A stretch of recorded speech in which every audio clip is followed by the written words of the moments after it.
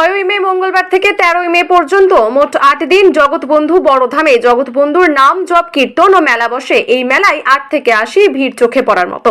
প্রত্যেক বছরের মতোই মেলার অন্তিম দিনে সকালবেলায় রাস্তায় বেরোয় ধুলট বা শোভাযাত্রা। সেখানে জগৎবন্ধুর নাম কীর্তন করে হাঁটতে থাকে ভক্ত ও সাধু। এই দিন সকালবেলা থেকেই সারা লালবাগ ঘুরে এই ধুলট ও সহনগড় ঘাট পার হয়ে ইলাইগঞ্জ গ্রামের উপর দিয়ে ডাহাপাড়া বড়ধামের শোভাযাত্রা পৌঁছায়।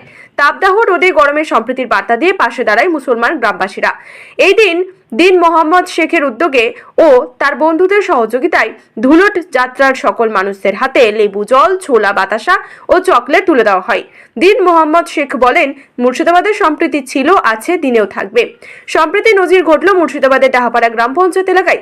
কি বলছেন দিন মোহাম্মদ শেখ, দেখুন। বলবেন। নমস্কার।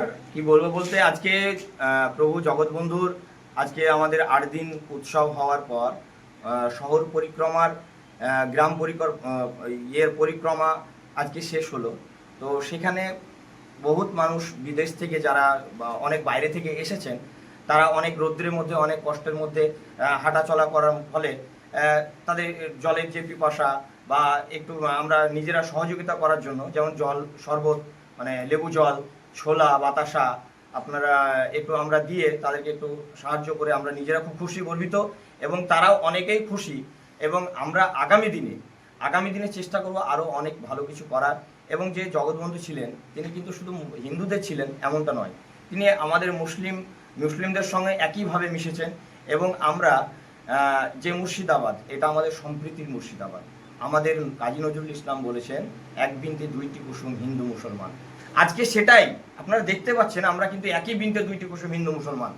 এখানে কিন্তু যারা সম্প্রীতির নিয়ে ভেদাভেদ তৈরি করেছেন বা সৃষ্টি করেছেন, জানি না তাদের কাছে কি বার্তা পৌঁছায়, কিন্তু এখনো আমাদের মুর্শিদাবাদ সেই সম্পর্কে একই জায়গায় আমাদের রয়েছেন। আমাদের কোনোদিন ভেদাভেদের জায়গা নেই। আমরা আগামী দিনেও সেই চেষ্টা চালিয়ে যাব, যাতে আমাদের সেই সুসম্পর্ক করে রেখে আমরা একে অপরের পাশে দাঁড়াতে পারি।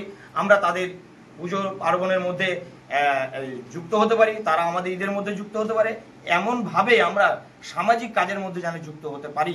এটাই বলে আমি নমস্কার সকলকে জানাই। ধন্যবাদ।